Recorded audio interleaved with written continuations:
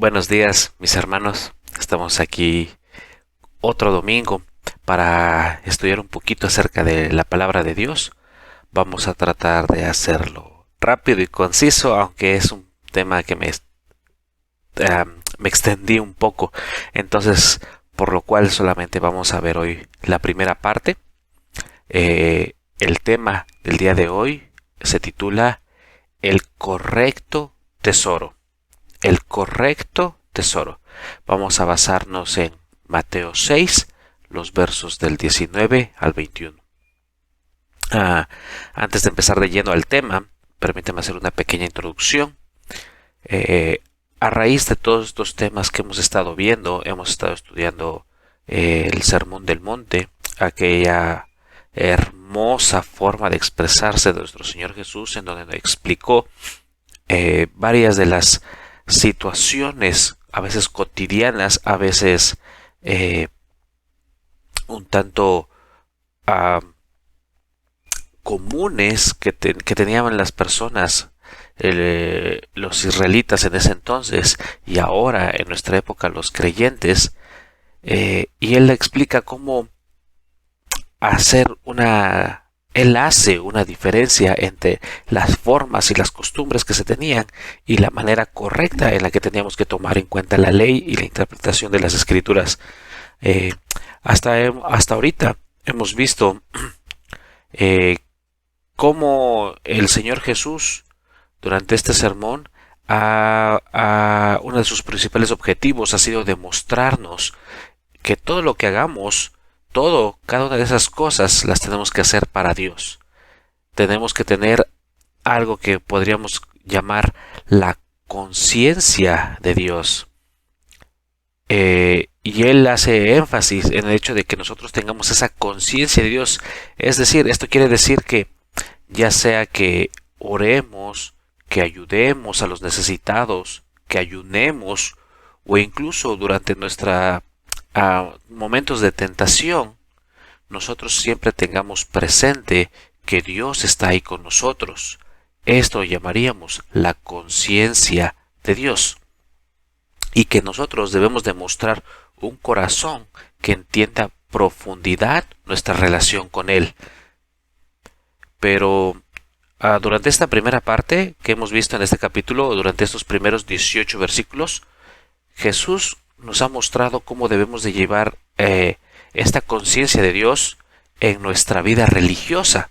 Si recordamos los puntos anteriores, habíamos hablado acerca del orar, del ayunar e incluso de mostrar misericordia a otros. Dentro de la oración también incluyó el perdón, que podríamos englobarlos en actividades religiosas. Y hasta ahorita, hasta el versículo 18, Jesús nos ha mostrado cómo manejamos este punto de vista religioso cuando tenemos la conciencia de Dios. Pero a partir del versículo 19, el Señor nos muestra la vida diaria, la vida práctica del creyente. El creyente come, bebe, trabaja, se viste, alimenta a sus hijos, etcétera, etcétera, etcétera. Y en esta vida cotidiana, el creyente también se desenvuelve. Entonces ahora vamos a ver cómo Jesús, cuando nos habla acerca de esta conciencia de Dios, no se queda solamente con las cuestiones religiosas o las que hacemos dentro de la iglesia, sino que también Él va a la vida cotidiana del creyente. Sabemos que el creyente no pertenece, es decir, nosotros no pertenecemos a este mundo, estamos nada más de paso, pero seguimos viviendo aquí, tenemos una vida social en la cual nos desenvolvemos. Por lo tanto, nuestro Señor nos recuerda que la norma de esta vida, la vida práctica en la que vivimos día a día, en nuestro trabajo, nuestra escuela, con nuestros amigos, familiares, tiene que ser la misma que el estándar que tenemos en nuestra vida religiosa. Es decir, la que vivimos dentro de la iglesia, si es lo que queremos ver. La conciencia de Dios. tenemos que tomar en cuenta que Dios está con nosotros en todos lados, no nada más en la iglesia cuando vamos a orar, no nada más en una oración, no nada más en nuestro tiempo de devocional, sino que Dios nos acompaña cuando vamos a hacer la compra, cuando vamos a trabajar, cuando vamos a la escuela, cuando estamos en el camión, cuando estamos esperando el camión tal vez, cuando estamos manejando quizá. Dios está ahí con nosotros y debemos de tener la conciencia de Dios de que Él está con nosotros en todos lados, en cada ámbito diario de nuestra vida. El creyente necesita tener la conciencia de Dios, que Dios está siempre. No existe una separación entre lo, llamemos, secular y lo religioso. Me refiero a que no existe una separación para el creyente entre su vida diaria y su vida de los domingos.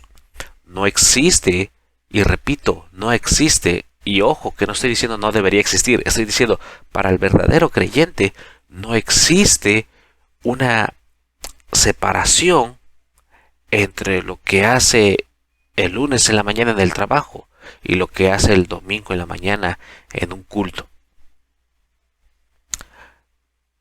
Debemos de entender que la conciencia de Dios nos libra de separar estas cosas. La conciencia de Dios nos libra, como hemos visto hasta ahora, de hacer cosas religiosas de forma egoísta. ¿Recuerdan cuando Cristo habla acerca de los hipócritas? La conciencia de Dios nos libra de hacer cosas de formas interesadas, que nada más lo queremos para nuestro propio beneficio. Pero, dejando el puntito hasta aquí, vamos a ver lo que la Escritura nos enseña. Por favor, vamos en sus Biblias, Mateo capítulo 6, versos del 19 al 21. Voy a leerlo en la versión Reina Valera. Dice así la Escritura: No os hagáis tesoros en la tierra, donde la polilla y el orín corrompen, donde ladrones minan y hurtan. Mas haceos tesoros en el cielo, donde ni polilla ni orín corrompe, y donde ladrones no minan ni hurtan. Porque donde estuviere vuestro tesoro, ahí estará vuestro corazón. Entonces, de la misma forma en la que, como dije hace ratito, la conciencia de Dios nos libra de hacer las cosas religiosas de una manera egoísta, hipócrita o interesada, también de esa misma forma la conciencia de Dios nos va a librar de la codicia, la preocupación y la angustia de las cosas de este mundo. Permítame preguntarle, ¿qué es lo que le aflige a usted? ¿Cuál es su preocupación? ¿El dinero? Llamémosle sus necesidades personales. ¿Eso le quita el sueño? ¿Eso le angustia? Cuando desarrollamos la conciencia de Dios, que Dios está en todos lados con nosotros, con el creyente, entendemos que Dios, en donde sea que estamos, nos observa. Sí, está con nosotros, pero también entendemos que Dios nos cuida en todo tiempo. El Salmo 46:1 nos recuerda: Dios es nuestro amparo y fortaleza, nuestro pronto auxilio en las tribulaciones. La conciencia de Dios nos debe de dar la tranquilidad de que Él está con nosotros. La porción de la Escritura que sigue, desde el versículo 19 hasta el verso 34, nos habla acerca del mundo. Nos habla un poquito acerca de la codicia, la avaricia y la ansiedad que éstas provocan por las cosas del mundo. Nos enseña cómo estos términos están ligados unos con otros, siempre van de la mano: la codicia, la avaricia, la ansiedad. Y este tipo de preocupaciones, este tipo de cosas, este tipo de situaciones, cuando ponemos nuestra vista en estas cosas, nos pueden quitar la paz. Y es claro para la Escritura que este tipo de cosas no son buenas, que debemos de evitar. La codicia, la avaricia, el hecho de que siempre estemos pensando en ellos, nuestras preocupaciones en este sentido de las cosas materiales. Pero quiero hacer un paréntesis para pensar un poquito. ¿Por qué Jesús, y piénselo usted ahí, por qué Jesús tan de repente habla de lo material? Si venimos y traemos la línea de pensamiento que el Señor ha mostrado en el Sermón del Monte, si recuerdan, primero habla de las bienaventuranzas, dice bienaventurados, y da muchos ejemplos. Luego empieza a hablar acerca de la ley, y dice, ustedes han oído, pero yo les digo. Y después empieza a hablar acerca de las prácticas religiosas. Él habla y dice, y cuando tú ayunes, y cuando tú ayudes a alguien, y cuando tú ores, hazlo de esta forma y no lo hagas de esta otra.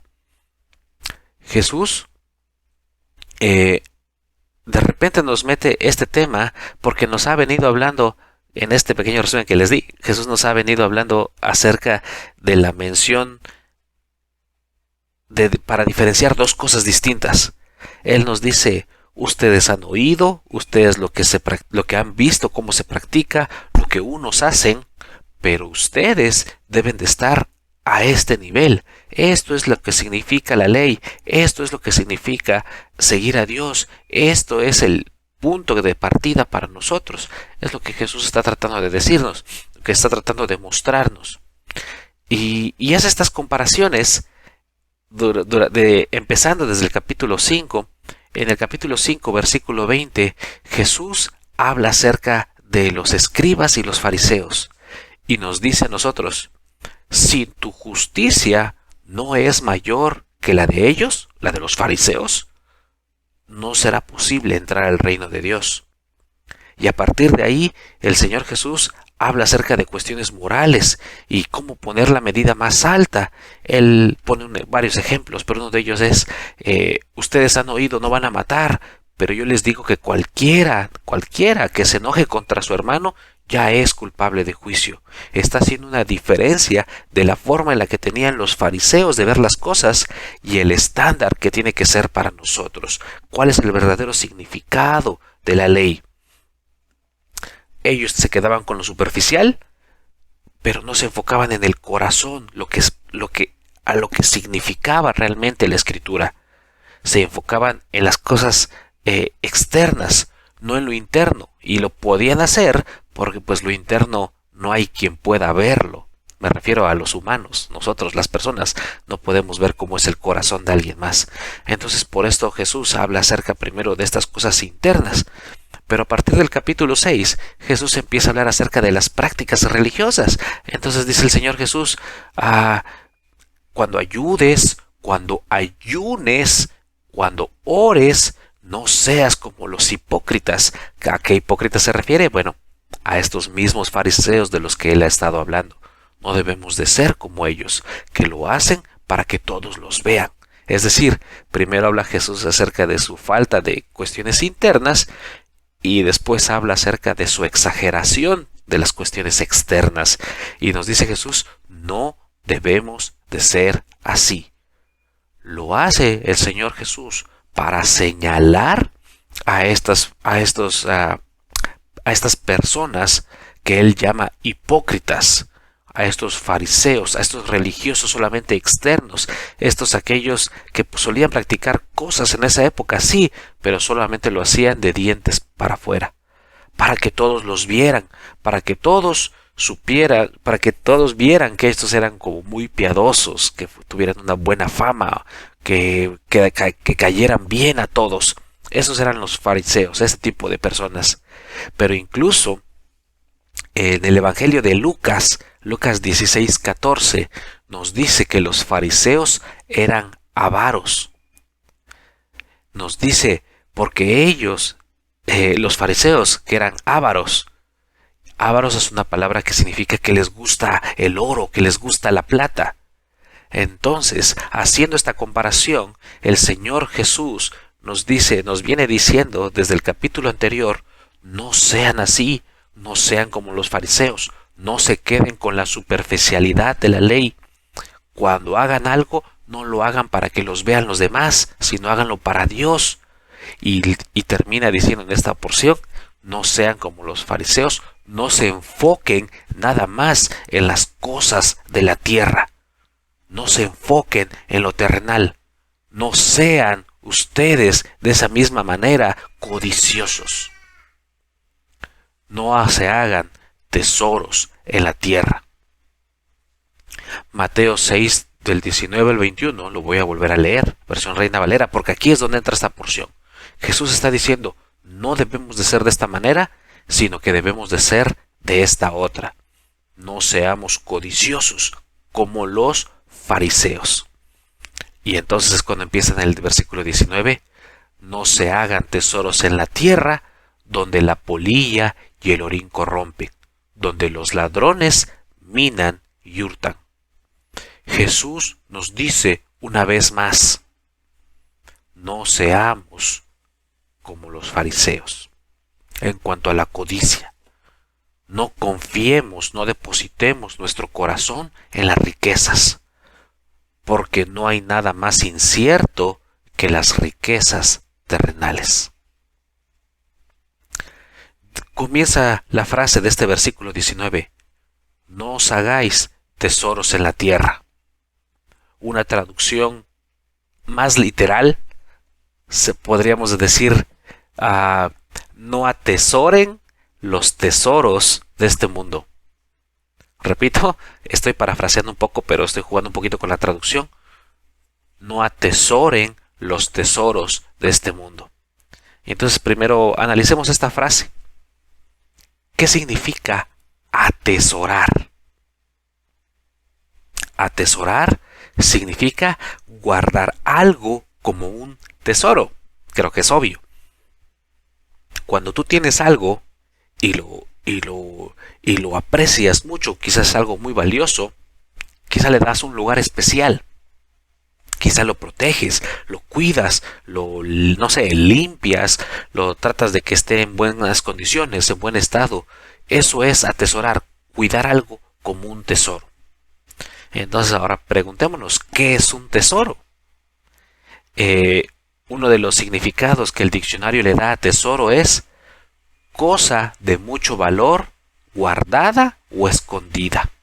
Repito, cosa de mucho valor, guardada o escondida. Entonces,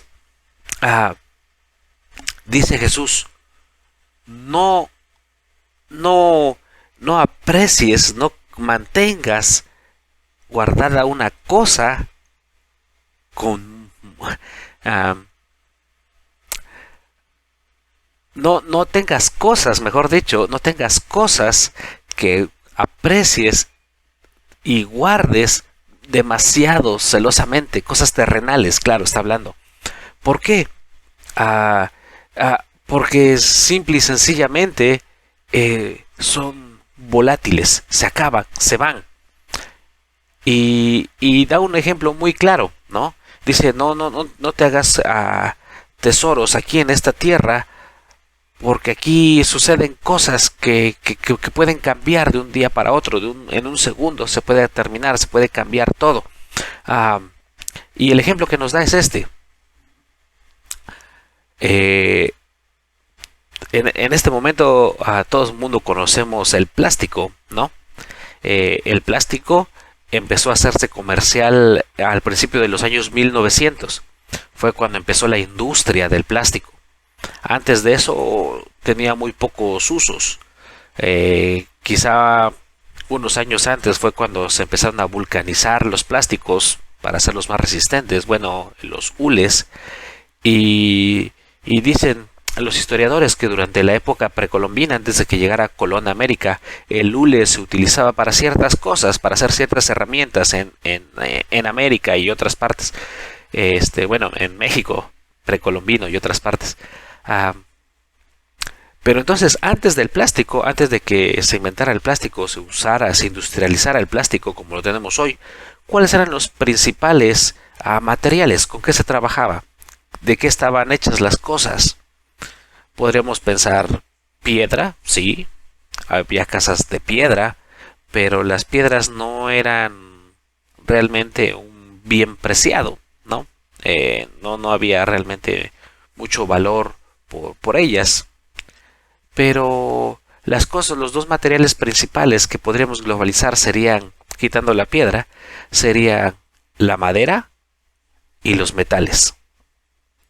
Y, y el Señor Jesús nos recuerda que no debemos de hacernos estos tesoros terrenales de madera y metales porque se acaban, son volátiles, se destruyen, no son eternos. Primero, dice la madera, bueno, aquí en este mundo en el que vivimos hay polilla. La polilla se come la madera. Una madera apolillada no te sirve para nada. Se desborona, se despedaza, es frágil. Puede que por fuera se vea bien, pero por dentro va a ser como un cascarón, va a estar vacía. Y dice el Señor Jesús, no hagas tesoros de madera, porque aquí hay polillas que se lo van a comer. Y el segundo ejemplo que dice, no hagas tesoros aquí en la tierra de metales. ¿Y por qué menciona metales? Porque dice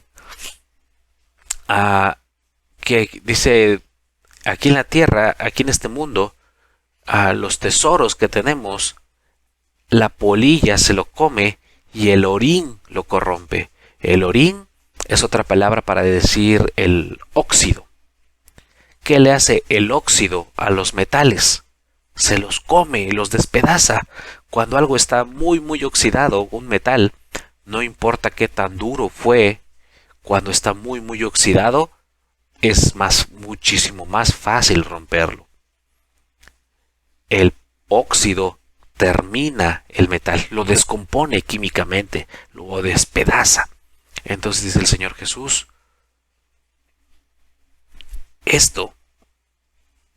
la madera y el metal, que eran los materiales principales, no van a durar.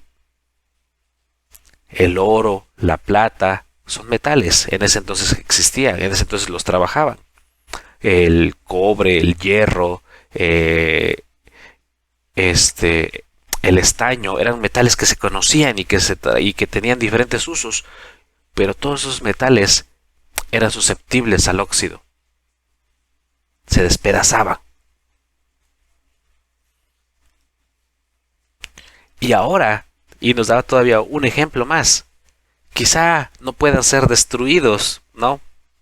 No sé, una piedra preciosa, una gema en particular, un diamante, una perla, quizá no le afecte la polilla y quizá el óxido no sea tan malo en ella, pero aún así pueden ser robados. La palabra que me llama la atención es cuando el Señor Jesús dice, porque aquí en la tierra los ladrones minan y hurtan. Minar es una palabra que literalmente significa escarbar o penetrar para robar.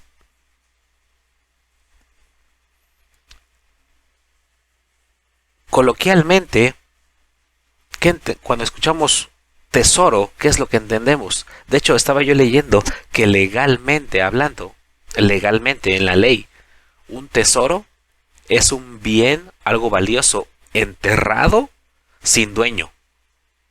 Entonces, cuando me pongo a pensar que el Señor Jesús dice, no se hagan tesoros aquí en la tierra, ¿dónde piensan ustedes que las personas antes escondían sus valores preciados? ¿Ustedes creen que tenían cajas fuertes? No, lo más probable es que tuvieran escondites, no sé, tal vez debajo de una piedra, tal vez en un lugar particular, dentro de la tienda, dentro de sus casas. Pero ¿por qué no? La mayor parte de las veces quizá enterrado. Y dice el Señor Jesús, aún estando enterrado, los ladrones minan, es decir, escarban para robarlo. Y lo hurtan. De tal manera que aunque tú tengas tus tesoros de madera, metales u otras cosas, no duran. Y si no duran, jamás vas a tener tesoros suficientes. No hay nada más incierto que las riquezas terrenales, y por eso el consejo que nos da el Señor es directo. No acumules tesoros aquí, en este planeta. El corazón que descansa en las cosas de este mundo muy rara vez va a considerar lo que tiene como suficiente. Entonces, me voy a quedar hasta aquí porque ya me estoy extendiendo mucho. Vamos a hacer nada más un ligero resumen acerca de esta porción. Recordemos que el Señor Jesús nos habla acerca de la conciencia de Dios. Que esta conciencia de Dios se aplica tanto en nuestro ámbito religioso, cuando estamos en la iglesia, cuando estamos adorando, cuando estamos orando, etc., como en nuestro ámbito natural, nuestro ámbito secular, nuestro ámbito del día a día, del diario vivir, cuando trabajamos, cuando comemos, cuando estudiamos, etc. Y lo que nos dice el Señor Jesús es que en este diario vivir, donde trabajamos, donde comemos, donde convivimos, no debemos de afanarnos a las cosas que están aquí. No debemos de hacer un tesoro de esas cosas, porque estas cosas son pasajeras, son volátiles, se destruyen. Y ya para terminar, nada más déjenme decirles, leerles un versículo. Y esto está en Eclesiastés 5:10. Dice la Escritura: el que ama el dinero no se saciará de dinero. El que ama el mucho tener no sacará fruto. También esto es vanidad. Repito, el que ama el dinero no se saciará de dinero. El que ama el mucho tener no sacará fruto. También esto es vanidad. Entonces, hermano y hermana, ¿en dónde tienes puesto los ojos para tu tesoro? ¿Qué es lo que aprecias? ¿Qué es aquella cosa que tú tratas de esconder, tratas de guardar? ¿Es tu conciencia de Dios acorde con lo que estás haciendo tu tesoro? ¿O tú separas tu vida, te pones una máscara para ir a la iglesia, para adorar, para orar, etcétera, y te la quitas y te pones otra para trabajar, para estudiar, para hacer tus deberes cotidianos? Es algo en lo que debemos de pensar. Nos vemos en 8 días, hermano, con la continuación de este mensaje. Dios te bendiga.